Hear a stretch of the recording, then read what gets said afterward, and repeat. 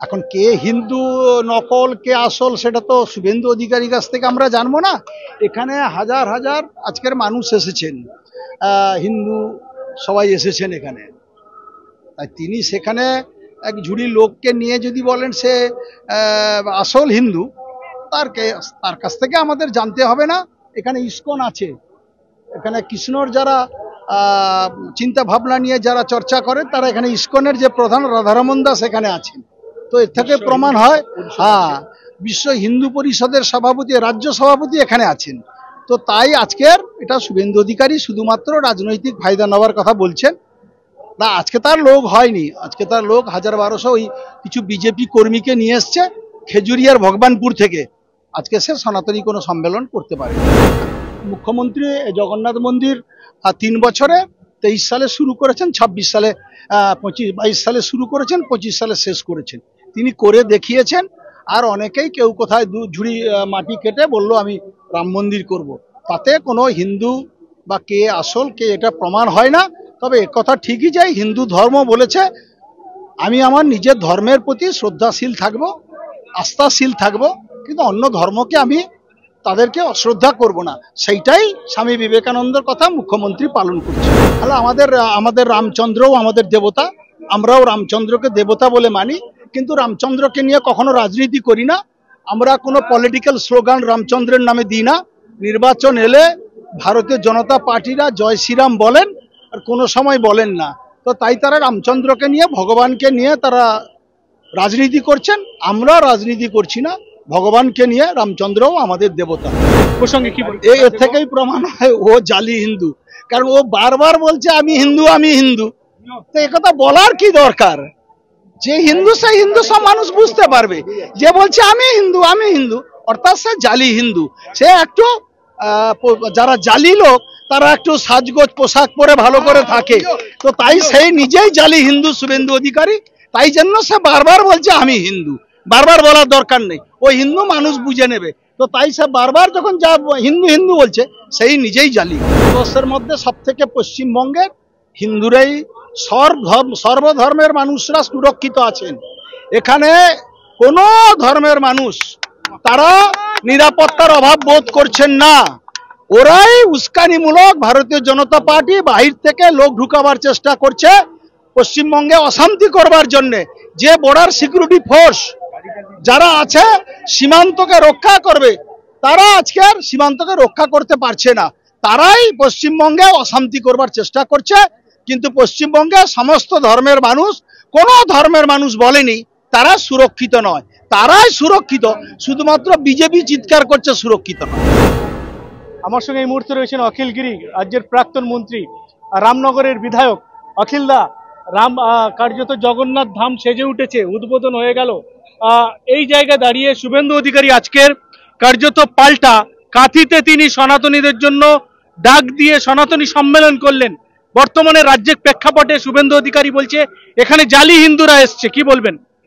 এখন কে হিন্দু নকল কে আসল সেটা তো শুভেন্দু অধিকারীর কাছ থেকে আমরা জানবো না।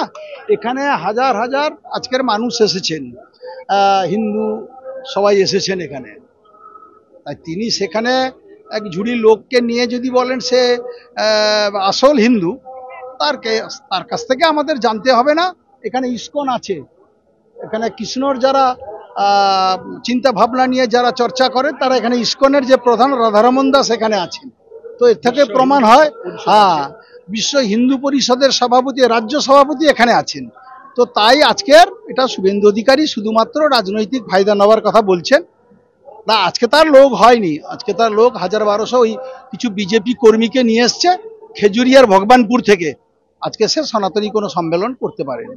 মমতা বন্দ্যোপাধ্যায় জালি হিন্দু, তার হিন্দুত্বর কোনো ছিটেফোঁটা নেই কার্যত তিনি বলছেন। এবং পাল্টা আমরা দেখলাম যে তিনি রাম মন্দিরের শিলান্যাস করেছেন। এই জায়গায় দাঁড়িয়ে হিন্দুদের দাগা দেওয়া হচ্ছে, বারবার হিন্দুত্ব সামনে রেখে বাঁচানোর তাগিদে তিনি লড়াই করছেন হিন্দুদের জন্য। কতটা কি প্রতিক্রিয়া করেছে? নন্দীগ্রামে রাম মন্দির হবে কিনা আমি জানি না। মুখ্যমন্ত্রী জগন্নাথ মন্দির 3 বছরে 23 সালে শুরু করেছেন, 26 সালে 22 সালে শুরু করেছেন, 25 সালে শেষ করেছেন। তিনি করে দেখিয়েছেন। আর অনেকেই কেউ কোথায় ঝুড়ি মাটি কেটে বললো আমি রাম মন্দির করব। তাতে কোনো হিন্দু বা কে আসল কে এটা প্রমাণ হয় না। তবে একথা ঠিকই যে হিন্দু ধর্ম বলেছে আমি আমার নিজের ধর্মের প্রতি শ্রদ্ধাশীল থাকব, আস্থাশীল থাকব, কিন্তু অন্য ধর্মকে আমি তাদেরকে অশ্রদ্ধা করব না। সেইটাই স্বামী বিবেকানন্দের কথা মুখ্যমন্ত্রী পালন করছে। আমরা দেখলাম যে রাম মন্দির ঘটা করে কার্যত পালন করা হলো, পাল্টা আজকে জগন্নাথ ধাম মুখ্যমন্ত্রী পালন করলেন। বারবার একটা মন্দির মসজিদের রাজনীতি সামনে চলে আসছে, এই বিষয়ে আপনি কি প্রতিক্রিয়া দেন? হ্যালো, আমাদের রামচন্দ্রও আমাদের দেবতা, আমরাও রামচন্দ্রকে দেবতা বলে মানি, কিন্তু রামচন্দ্রকে নিয়ে কখনো রাজনীতি করি না। আমরা কোনো পলিটিক্যাল স্লোগান রামচন্দ্রের নামে দিই না। নির্বাচন এলে ভারতীয় জনতা পার্টিরা জয় শ্রীরাম বলেন, আর কোনো সময় বলেন না। তো তাই তারা রামচন্দ্রকে নিয়ে, ভগবানকে নিয়ে তারা রাজনীতি করছেন। আমরা রাজনীতি করছি না, ভগবানকে নিয়ে। রামচন্দ্রও আমাদের দেবতা। এখানে দেখলাম মুখ্যমন্ত্রী আজকের শুভেন্দু অধিকারীকে আমন্ত্রণ করেছিলেন, সেই জায়গায় অনুপস্থিত। ব্যক্তিগতভাবে মুখ্যমন্ত্রী বারবার সৌজন্যতার পরিচয় দিচ্ছেন, কিন্তু শুভেন্দু অধিকারী না আসায় একটা বিরাট বারবার তিনি কোথাও মনে করছেন যে হিন্দুদের জন্য তিনি বারবার হিন্দু নেতা বলে তিনি বারবার হিন্দুদের পাশে দাঁড়াচ্ছেন। এই প্রসঙ্গে কি বলবেন? এর থেকেই প্রমাণ হয় ও জালি হিন্দু, কারণ ও বারবার বলছে আমি হিন্দু, আমি হিন্দু। তো একথা বলার কি দরকার? যে হিন্দু সে হিন্দু, সব মানুষ বুঝতে পারবে। যে বলছে আমি হিন্দু, আমি হিন্দু, অর্থাৎ সে জালি হিন্দু। সে একটু যারা জালি লোক তারা একটু সাজগোজ পোশাক পরে ভালো করে থাকে, তো তাই সেই নিজেই জালি হিন্দু শুভেন্দু অধিকারী। তাই জন্য সে বারবার বলছে আমি হিন্দু। বারবার বলার দরকার নেই, ওই হিন্দু মানুষ বুঝে নেবে। তো তাই সে বারবার যখন যা হিন্দু হিন্দু বলছে সেই নিজেই জালি। বাংলাদেশের পরিস্থিতি এই বাংলায় চলছে এবং বাংলাদেশের দিকেই যাচ্ছে। জিহাদিদের দিকে রাজত্ব চলে গেছে।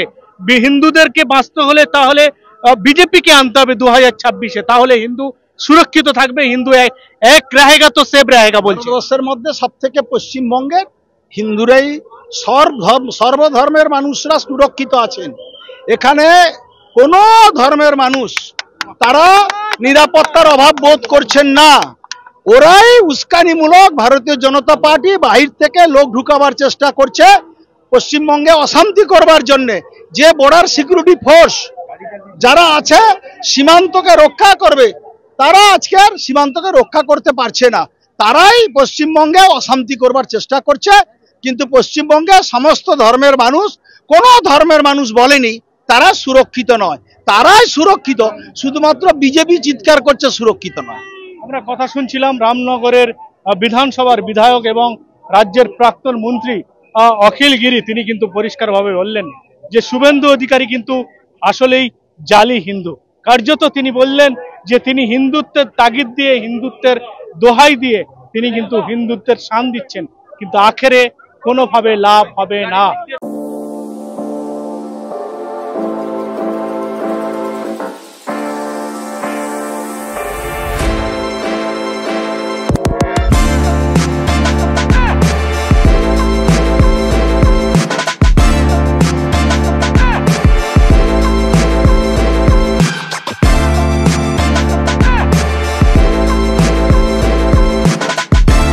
Dolphin school of hotel management সাধ্যের মধ্যে কোর্স করে নিজস্ব ম্যান পাওয়ার সাপ্লাই লাইসেন্স দ্বারা স্টুডেন্টদের বিদেশে চাকরি দেওয়ার সেরা ঠিকানা Dolphin school of hotel management, Haringhata, Nadia. Seat booking করতে আজই কল করুন এই নম্বরে 7797188188।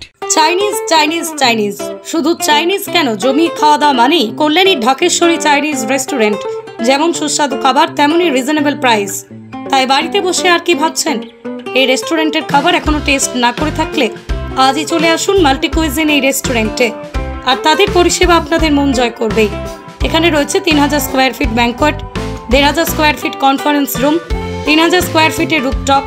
সুন্দর পরিবেশে পরিবার প্রিয়জন নিয়ে সময় কাটানো কিংবা পার্টি, সব রকম ব্যবস্থাই রয়েছে এখানে। আমাদের ঠিকানা কল্যাণী B/9 CA, কল্যাণী, নদিয়া। আর দেরি না করে আজই চলে আসুন ঢাকেশ্বরী চাইনিজ রেস্টুরেন্টে।